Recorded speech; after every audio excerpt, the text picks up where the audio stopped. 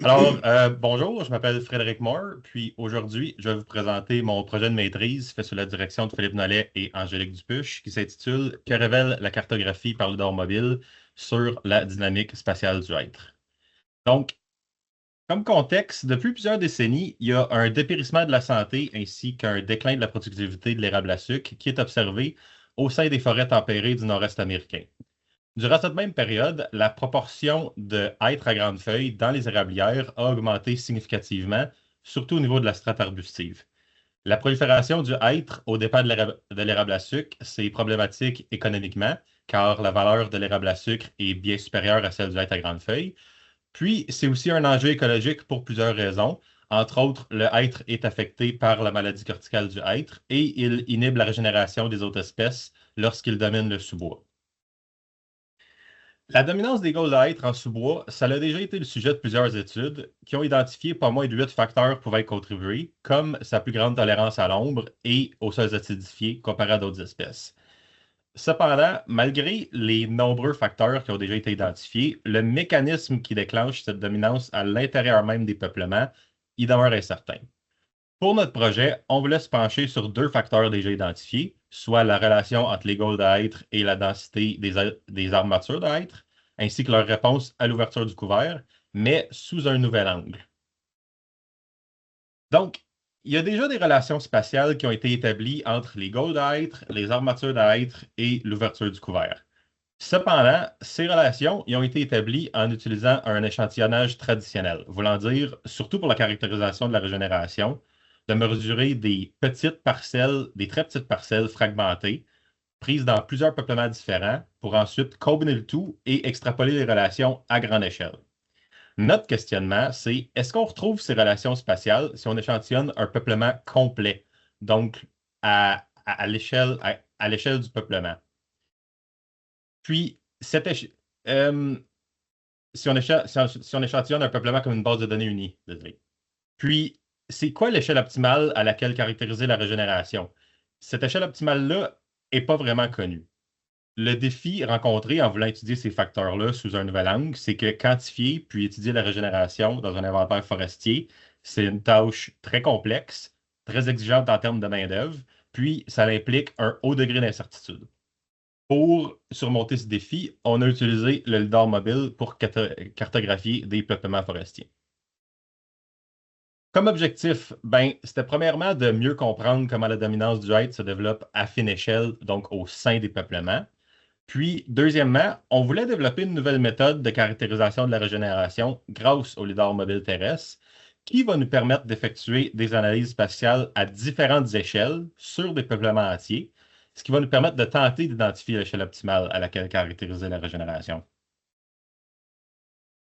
Pour nos hypothèses, si les goldhètres, en contexte de domination du sous-bois, ils se régénèrent principalement par drageonnement, comme qui est assumé par plusieurs études, on s'attend à une forte relation spatiale avec les armatures d'hydre.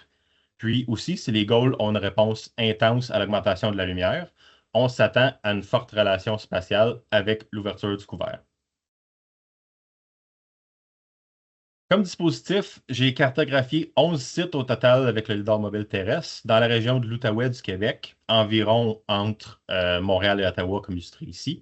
J'ai scanné 7 sites à la forêt Canoc, qui est près de Montebello, et 6 sites au lac Gagnon, qui est près du Hamel. Puis, voici un aperçu rapide de deux de mes sites de 1 hectare, soit 100 mètres par 100 mètres et 120 mètres par 80 mètres. Pour faire l'inventaire, on a débuté par établir les quatre coins pour créer des hectares. On a ensuite élagué des lignes séparées d'une distance d'environ 7 mètres pour permettre le passage du lidar. Puis, pour notre projet, élaguer une quinzaine de lignes de 100 mètres de long chaque au travers de peuplements forestiers à structure complexe et à haute densité de sous-bois, c'était assez long et laborieux. Le trajet total de chaque site était d'environ 1,8 km de marche. On a ensuite, évidemment, scanné le peuplement avec le lidar. On a aussi marqué toutes les tiges de hêtre et toutes les tiges mortes à l'aide de rubans, de flags de couleurs différentes. On a créé 200 points d'observation qui sont illustrés ici par des points rouges sur mon trajet à droite, qui sont espacés de 7 mètres comme les lignes. Puis, à chacun de ces points d'observation-là, on a pris une photo panoramique 360 degrés qui va être utilisée pour identifier les tiges dans le nuage de points. Et on a aussi pris un pourcentage de gold à hêtre comparativement aux autres espèces autour des points d'observation qui va être utilisé pour calculer les gold à hêtre du site. Les données y ont été acquis à l'aide d'un capteur VLP16 POC de Velodyne monté sur un sac à dos au-dessus de ma tête pour éviter toute obstruction du faisceau laser du lidar. Les données brutes y étaient stockées sur une tablette mobile, puis ont ensuite été converties en nuages de points à l'aide du ALB et du SLAM qui est développé par Outsight. L'algorithme SLAM il a aussi permis de reconstruire le trajet qui était suivi par le lidar lors de l'échantillonnage du terrain. Puis ce trajet-là, il a par la suite été utilisé pour cartographier les points d'observation mentionnés plus tôt et les emplacements des photos panoramiques en utilisant un enregistrement vocal qui était synchronisé pendant que je faisais les scans, qui a été utilisé pour marquer les points d'observation le long de la trajectoire du scan en faisant correspondre les timestamps entre les enregistrements LIDAR. Bon, pour répondre à nos objectifs, comme mentionné, on a scanné des polymères de 1 hectare qui avaient des structures complexes, puis qui avaient une grande quantité de gaules et donc de feuilles et d'obstructions visuelles. Les méthodes de nettoyage conventionnelles, surtout celles qui étaient disponibles lors de l'analyse de nos données en 2021-2022, ne répondaient pas à nos besoins spécifiques. Donc, la majorité des traitements de données LIDAR ont été réalisés à l'aide de scripts Python personnalisés qui ont été développés ou adaptés spécifiquement pour notre étude. On a, entre autres, développé une approche de nettoyage personnalisée qu'on a appelée Clean by Columns. Pour isoler les troncs individuels des arbres par rapport aux autres objets qui étaient présents dans les nuages de points, comme les branches ou le feuillage, on a conservé uniquement une tranche de nuages de points comprise entre 0,75 et 1,75 mètres au-dessus du sol, afin de faciliter ce processus. Pour la méthode Clean by Columns, le nuage de points il était d'abord subdivisé en colonnes verticales de 2 cm de largeur. Ces colonnes y étaient ensuite subdivisées en voxels de 2 par 2 par 2 cm pour un total de 50. Les colonnes étaient ensuite exclues du nuage de points si elles ne satisfaisaient pas à des critères précis qui sont basés sur ces voxels-là. Pour être conservée, la colonne elle devait répondre aux conditions suivantes. Premièrement, la hauteur de la colonne, qui est mesurée comme la distance entre les deux voxels les plus éloignés qui contiennent au moins un point, elle devait être au moins 80 cm. Puis, deuxièmement, au moins 10 des 50 voxels dans la colonne devaient contenir au moins un point. Puis, cette procédure-là, elle s'est révélée particulièrement critique et pertinente en raison justement de la présence de strates arbustives et de gaules très denses dans les peuplements qu'on a étudiés. À la suite de ce nettoyage des nuages de points-là, il y a un algorithme de regroupement spatial qui est DBScan qui a été appliqué afin de segmenter les points en objets distincts. Certains objets correspondaient clairement à des arbres matures ou à des gaules, donc des troncs, tandis qu'il y en a d'autres qui présentaient des formes un peu moins définies qu'on a surnommées buissons. Pour évaluer la précision de notre algorithme de segmentation, on a comparé le nombre de hêtres à grandes feuilles détectés dans les nuages de points à ceux qui ont été recensés sur le terrain dans 5 sites. Donc, l'algorithme il a détecté 626 hêtres de plus de 15 de DHP, ce qui représente 97% des tiges et 98% de la surface terrestre totale par rapport aux 645 tiges qui ont été mesurées ou vues sur le terrain.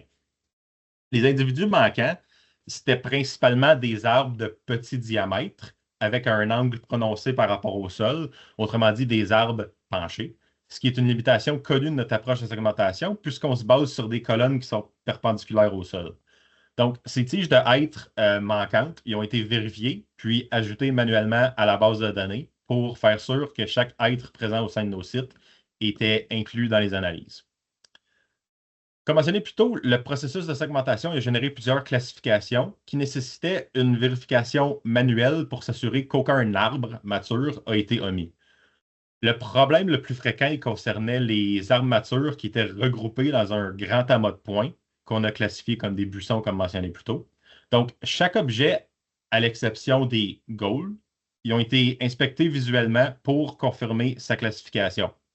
Les objets qui contenaient plusieurs arbres collés ou fusionnés ensemble, ils ont été subdivisés manuellement en le nombre correct d'individus à l'aide d'une application Python interne.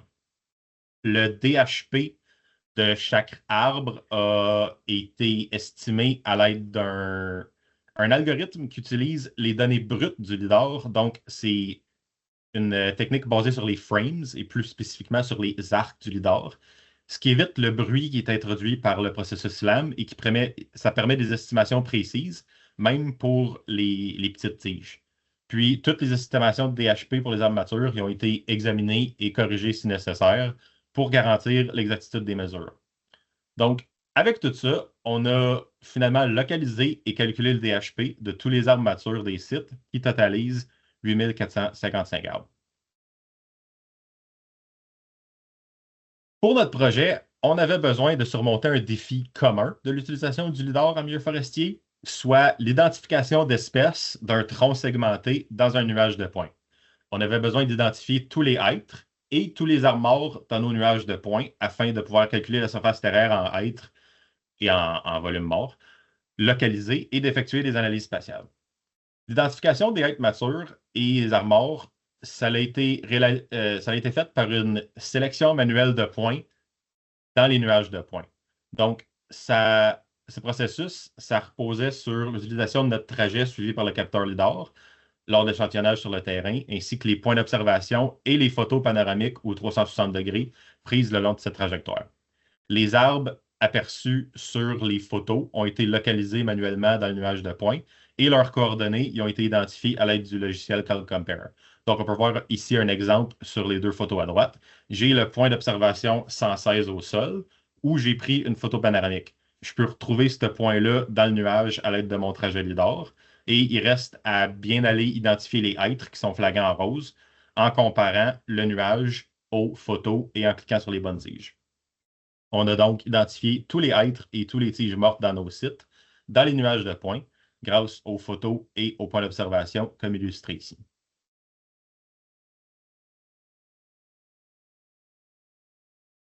Pour calculer l'indice de couverture des geôles de hêtres du peuplement, on a d'abord retiré du nuage de points tous les troncs segmentés précédemment pour conserver seulement les troncs des semis ainsi que les branches et le feuillage, des geôles, c'est-à-dire. Afin de prendre en compte la majorité du recouvrement foliaire des geôles, on a conservé une tranche verticale du nuage de points comprise entre 0,75 et 3 mètres au-dessus du sol. On a ensuite utilisé la même approche par colonne et voxel de 2 cm décrite précédemment, puis on a calculé un indice de recouvrement des geôles de hêtres pour le peuplement. Chaque colonne, elle mesurait 2,25 mètres de hauteur et elle se composait donc de 113 voxels de 2 cm. Chaque voxel, il recevait un score de 1 s'il contenait au moins un point du nuage de points. Le score total d'une colonne, ça correspondait à la somme des scores de ces voxels-là, ce qui donne des valeurs comprises entre 0 et 113. Cet ensemble de données finales-là, qui est les scores des colonnes, il a été rasterisé dans QGIS afin de générer un indice de recouvrement des geôles qui est spatialement explicite à l'échelle du peuplement au complet. Ce processus, il associait le nombre de voxels occupés dans une colonne à la densité de geôles dans cette zone. Pour calculer l'indice de recouvrement des geôles de hêtres spécifiquement, un raster similaire a été généré afin de représenter le pourcentage de geôles de hêtres à l'échelle du peuplement. Donc, ce raster des pourcentages de hêtres-là, il a été créé à partir des points d'observation localisés à l'intérieur des placettes de 3,5 mètres de rayon, dans laquelle un pourcentage de geôles de hêtres comparativement aux autres espèces a été estimé sur le terrain par un observateur, qui est moi. Donc, ensuite, une interpolation TIN, ou TIN en anglais, a été appliquée à ces pourcentages-là afin de produire un raster dans lequel chaque colonne de 2 cm se voyait attribuer une valeur entre 0 et 100. Donc, le premier raster, celui du recouvrement total des geôles, qui a des valeurs entre 0 et 113, a ensuite été multiplié par le raster des pourcentages de hêtres, qui a des valeurs entre 0 et 100, ce qui nous a donné un raster de l'indice de recouvrement des geôles de hêtres ayant des valeurs comprises entre 0 et 1130. Cet indice de couverture est illustré ici avec un raster vu de haut d'une tranche d'un de mes sites.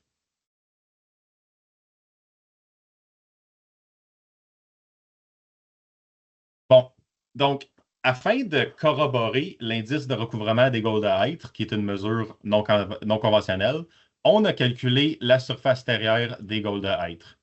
Donc, on a d'abord identifié tous les troncs des Gaules qu'on a segmentés, donc les troncs entre 0,5 cm et 9 cm de DHP qui ont été détectés dans la segmentation. On savait à partir d'expériences antérieures puis d'autres études publiées que les petites Gaules, donc ceux entre 0,5 et 2 cm de DHP, ils sont plus difficiles à segmenter que les arbres à partir du nuage de points. Donc, premièrement, parce que les peuplements étudiés, il y avait des strates arbustives et un feuillage dense, donc ça limite la pénétration des faisceaux lidars pour la détection des petits troncs. Puis deuxièmement, c'est que le traitement clean by column, il peut échouer à détecter des semis de très petits diamètres ou qui sont très inclinés. Donc, on a, pour évaluer plus précisément l'exactitude de la segmentation, on a identifié manuellement toutes les tiges visibles, donc les arbres et les Gaules, dans le nuage de points de un site pour un total de 3250 individus. L'algorithme de segmentation, il a détecté 2955 tiges, dont environ 1450 Gaules, ce qui correspond à une précision totale de 91 %. Donc, si on compare aux 97 % qu'on avait obtenus avec la segmentation des arbres matures, on peut comprendre que la majorité des tiges manquées, c'est des très petites Gaules de moins de 2 cm. Donc, l'estimation du DHP des Gaules elle peut être moins précise que celle des arbres parce que les arcs utilisés dans la méthode de calcul du DHP, ils contiennent un très faible nombre de points, donc généralement 1 à 3, ce qui entraîne des estimations moins précises. Donc, afin de pallier ce problème, toutes les Gaules détectées qui avaient un DHP inférieur à 2,01 cm, ils se sont vus attribuer un DHP standardisé de 2 cm. Après cet ajustement-là, la surface terrière de l'ensemble des Gaules a été calculée. Puis, cet ensemble de données de surface terrière-là a ensuite été combiné au raster des pourcentages de hêtres calculés précédemment afin de dériver la surface terrière des Gaules de hêtres pour l'ensemble du peuplement. En tout, on a identifié toutes les Gaules de hêtres des sites ayant plus de 2 cm qui totalisaient environ 30 500 Gaules. Puis, juste pour mentionner ici, tous les prochains résultats présentés vont être calculés avec l'indice de couverture des Gaules de hêtres, mais sachez que chaque analyse a été faite en utilisant aussi la surface terrière des Gaules de hêtres afin de vérifier que notre indice était bel et bien un bon indicateur du recouvrement des Gaules de hêtres, mais je montre seulement les résultats utilisant l'indice parce qu'il était extrêmement similaire. Donc, puisqu'on ne sait pas c'est quoi la meilleure échelle à laquelle analyser les relations spatiales entre nos variables, on a regardé les relations à différentes échelles. Mon Y, qui est l'indice de couverture des Gaules de hêtres, a été calculé à partir de pixels, donc des carrés, allant de 2 par 2 mètres à 16 par 16 mètres. Mes variables X, soit la surface terrière des hêtres matures et l'ouverture du couvert, qui est représentée par la surface terrière totale dans mon projet, ont été calculés dans des rayons allant de 10 à 30 mètres pour le hêtre et de 5 à 15 mètres pour l'ouverture. Ces rayons sont centrés à partir des pixels. Donc, voici un exemple de 2 pixels côte à côte et leurs rayons associés. Donc, la totalité du site est donc divisée en pixels de cette manière. Pour déterminer l'échelle optimale d'analyse de la régénération, on a regardé la différence entre l'analyse d'un même site, ici le site 9, de la relation entre les Gaules de hêtres et les arbres matures de hêtres à la plus petite échelle, donc un pixel de 2 par 2 mètres et un rayon de 10 mètres qui est illustré à gauche, et à la plus grande échelle possible, donc un pixel de 16 mètres par 16 mètres et un rayon de 30 mètres. On voit ici clairement une grande augmentation du R carré à la plus grande échelle. Une autre manière de déterminer l'échelle optimale, c'est de visualiser comment le R carré de la relation entre les Gaules et les arbres matures de hêtres, il augmente graduellement avec l'augmentation de la taille des pixels et plus subtilement, mais il augmente aussi avec l'augmentation du rayon. Donc, tout ceci, ça nous a mené à effectuer toutes les analyses subséquentes à la plus grande échelle possible, donc en utilisant des rayons de 30 mètres pour les hêtres matures et 15 mètres pour l'ouverture du couvert et l'utilisation des pixels de 16 par 16 mètres pour l'indice de couverture des Gaules de hêtres. Alors, comme résultat, pour l'effet des arbres matures de hêtres sur les Gaules de hêtres, on a obtenu 4 sites à relation significative, comme le site 4 ici avec un R carré de 0.47, et 7 sites à relation non significative qui sont similaires au site 6 à droite. Voici un aperçu rapide de tous mes sites et leurs relations associées. Les sites qui ont une relation significative, ils sont encerclés en vert. On peut donc voir qu'il y a une grande variabilité des relations selon le site. Donc, le lien entre goal et arme mature d'être, il est présent pour certains sites, mais complètement absent pour plusieurs autres sites. Pour l'effet de l'ouverture du couvert sur les goals de être, il y a 8 sites qui ont une relation non significative, ce qui est la grande majorité de mes 11 sites. Il y a seulement 2 sites qui affichent une relation significative et négative comme attendu, soit le 10 et le 12. Puis, il y a un site qui affiche même une relation significative, mais positive, ce qui est le contraire de nos attentes. Donc, on ne peut pas conclure qu'il y a une relation entre l'ouverture du couvert et les goals de être pour nos sites étudiés. Pour ce qui est des bénéfices de l'approche LIDAR, ben, notre approche, elle nous a permis de complètement inventorier et cartographier en 3 dimensions des peuplements de 1 hectare. Un tel inventaire, ça serait impossible à effectuer avec l'échantillonnage traditionnel. Puis d'ailleurs, caractériser des grandes superficies de forêt à structure complexe, c'est un grand défi du monde du LIDAR forestier qu'on a réussi à surmonter. Plus souvent qu'autrement, les études qui utilisent le LIDAR mobile en forêt vont se concentrer à caractériser des peuplements ouverts avec peu d'obstruction visuelle. Cette approche, elle nous a permis de localiser et calculer le DHP de toutes les tiges de nos sites, en plus de nous permettre d'effectuer des analyses spatiales. Donc, on a réussi notre objectif initial qui était de développer une nouvelle méthode de caractérisation de la régénération en calculant l'indice de couverture des goals à être à partir des nuages de points. On a aussi relevé un autre défi commun d'utilisation du LIDAR en forêt, qui est la combinaison de l'identification des espèces aux nuages de points, qui a été accomplie grâce aux photos panoramiques. D'ailleurs, l'identification des espèces au sein des nuages de points à l'aide de photos prises simultanément au scan LIDAR, c'est un principe sur lequel notre laboratoire travaille présentement, puis mon directeur Philippe Nollet.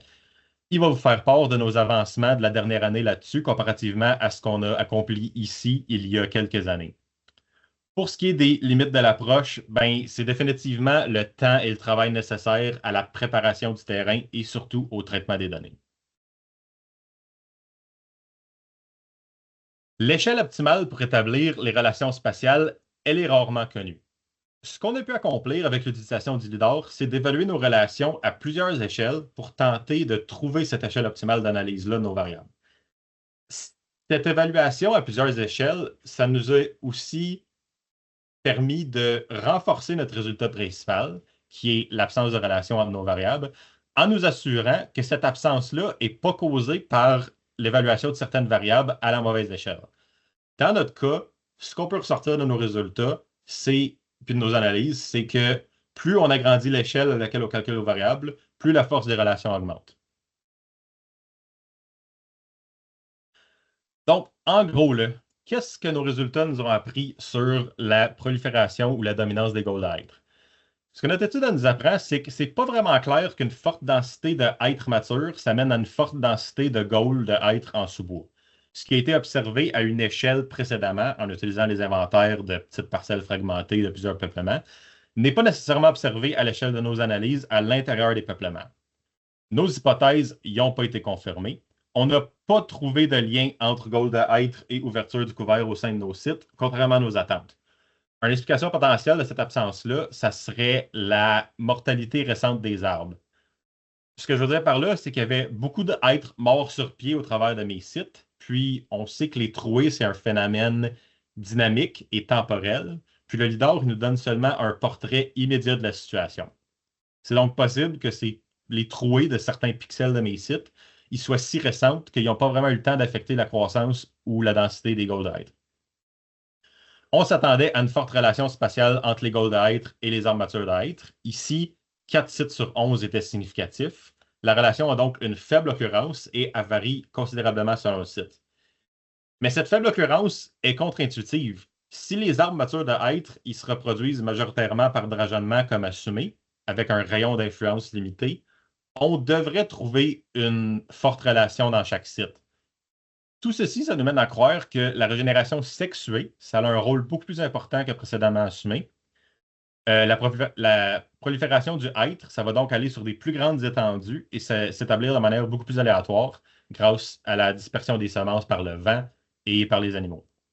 Ce qui est certain, c'est qu'il y avait de la prolifération du être dans tous les types de peuplement que j'ai caractérisés, que ce soit dans les anciennes coupes partielles à Canoc, dans les anciennes coupes de jardinage au lac Gagnon. Il y en avait même dans des vieilles forêts non perturbées que j'ai caractérisées. Donc, finalement, peu importe le type de facteur pouvant causer la dominance du être qu'on tente d'étudier, peu importe le type de forêt qu'on tente de caractériser, il semble véritablement que l'envahissement du être, ça soit un phénomène inéluctable. Donc, en conclusion, on a réussi à développer une nouvelle méthode de caractérisation de la régénération à l'aide du lidar mobile, qui, selon nous, a un immense potentiel pour l'acquisition de données forestières. On a trouvé des nouvelles perspectives sur l'échelle optimale à laquelle effectuer des analyses spatiales. Et finalement, on a une meilleure compréhension de la dominance des Golden Hydra, qu'on croit vraiment être un phénomène inéluctable.